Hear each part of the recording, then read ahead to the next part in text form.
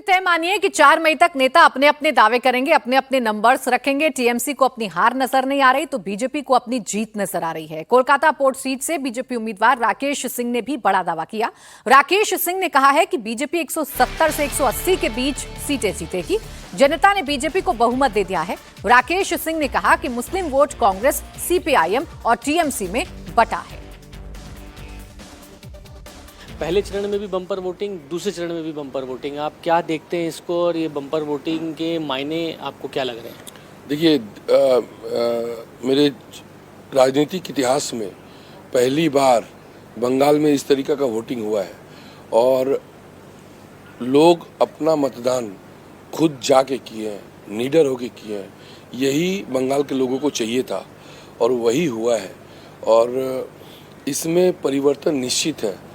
हम नहीं बोलेंगे कि 200 पार हो जाएंगे, हम नहीं बोलेंगे कि 294 लेके आ जाएंगे, लेकिन सरकार आ रहा है और 170 और 80 के बीच में यदि नहीं आया तो फिर मेरा आकलन बहुत झूठ होगा।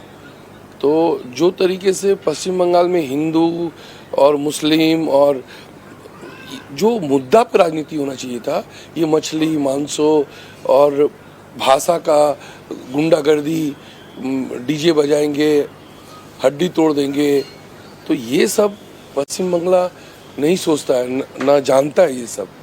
तो इसका इसलिए इंसान के अंदर में ये गुस्सा था। 170 से 180 बड़ा मजबूत आंकड़ा आपने दिया है। आप देख लीजिएगा, ये कैलकुलेशन नहीं हम किए हैं, हम एक एक सीट को कल रात में एनालिसिस किए कि कौन सा सीट जीतेगा, कौन सा सीट हारेगा।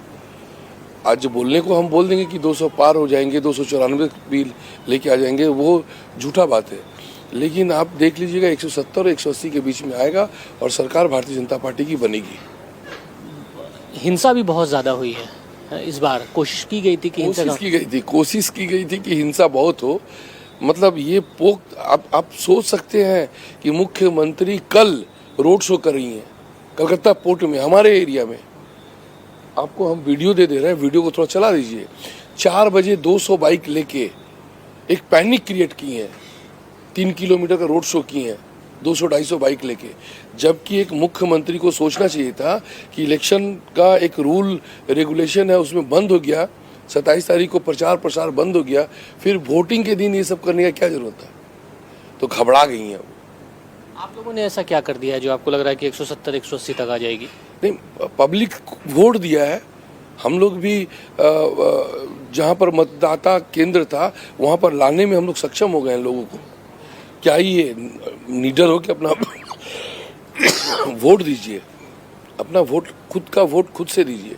आपको लग रहा है इस बार के इस मतदान में मुसलमान एक तरफ हो गया, हिंदू एक तरफ हो गया? देखिए, मुसलमान एक तरफ नहीं हुआ। मुसलमान को ममता बनर्जी ठगी है।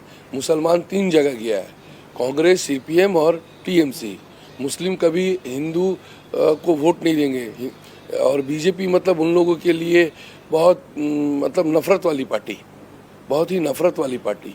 तो उनको ये लोग नहीं देंगे, ये लोग कांग्रेस को दे देंगे। तो ये 3 जगह गई है। तो बीजेपी अपनी कैलकुलेशन के हिसाब से 170 से 180 का आंकड़ा दे रही है, जबकि टीएमसी को विश्वास है कि टीएमसी चुनाव जीत रही है। बेलाघाट से टीएमसी उम्मीदवार कुणाल घोष ने ज्यादातर एग्जिट पोल को निराधार बता दिया। उन्होंने कहा कि जो पोल बीजेपी को जिता रहे हैं उन्हें जमीनी हकीकत नहीं पता, लेकिन जो टीएमसी की जीत दिखा रहे हैं उसका सर्वे ठीक है। हमें 235 से ज्यादा सीटें मिलेंगी और बीजेपी को 50 सीटें भी नहीं मिलेंगी। इसलिए कई एग्जिट पोल्स के दावे 4 मई को गलत साबित होंगे। ये exit poll baseless, most of them are baseless. आप उनको उसको जो दिखा रहा है उसका 2000 लास्ट टाइम का रिकॉर्ड चेक कीजिए। वो लोग 2021 में बंगाल में क्या बोला था और क्या हुआ, वो एक बोला हुआ। अरे ग्राउंड रियलिटी के साथ उसका कोई संपर्क नहीं है। हम लोग उसका ऊपर वो कोई इम्पोर्टेंस हम नहीं दे रहे हैं। जो टीएमसी को दिखा रही है इसके मतलब उसका उसका ग्राउंड से सर्वे ठीक ठाक है। जो ग्राउंड में काम करेंगे तो वही फ्लेवर होगा। जो घर में बैठकर भाजपा का इंस्ट्रक्शन से करेंगे तो उसका दूसरा रकम होगा। हम लोग 235 प्लस और बीजेपी विल नॉट क्रॉस 50।